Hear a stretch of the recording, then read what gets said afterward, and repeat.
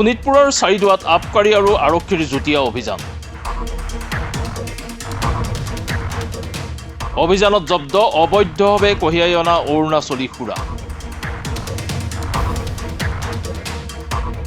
নিশা চাৰিদুৱাত অসম আৰু অৰুণাচল পথত অভিযান চলাই জব্দ কৰে প্ৰায় ৩ লাখ টকাৰ অৰুণাচলী সুৰা।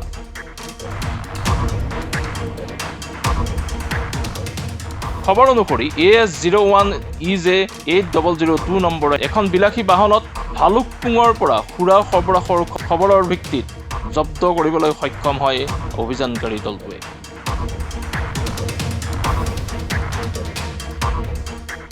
পুনৰবাৰ জনাইছোঁ, শোণিতপুৰৰ চাৰিদুৱাত আবকাৰী আৰু আৰক্ষীৰ যুটীয়া অভিযান।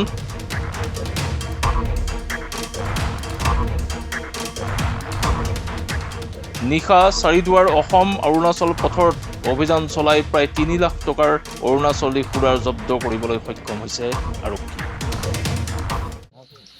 হেৰি আপোনালোকে অভিযান চলালে অৰুণাচলী সুৰা কিমান জব্দ কৰা হ'ল? আমি 19 কেছ কিউবৰ কেন বিয়াৰ জব্দ কৰিছোঁ। ক'ৰ পৰা কেনেদৰে অহা হৈছে? এইটো আপোনাৰ ভালুকপুঙৰ পৰা মানে তেওঁলোকে কঢ়িয়াই আনিছিলে এখন ৰেনল্ট ট্ৰাইবাৰ গাড়ী। গাড়ীৰ নাম্বাৰ হ'ল AS01 EJ8002। আপোনালোকে যুটীয়াভাৱে কৰিছিল আৰক্ষী আৰু এক্সাইজে? হয় হয়, আমি চাৰিদুৱাৰ আৰক্ষী থানা আৰু ৰাঙাপাৰা আবকাৰী চক্ৰই একেলগে জইণ্টলি কামটো কৰিছোঁ। কৰা হৈছে। কিমান টকাৰ মূল্য হ'ব?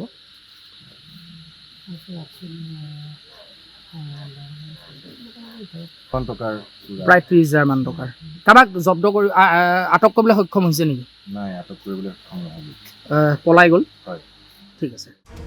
খবৰ অনুসৰি AS EJ8002 নম্বৰ এখন বিলাসী বাহনত ভালুকপুঙৰ পৰা সুৰা সৰবৰাহৰ খবৰ পাইছিল অভিযানকাৰী দলটোৱে।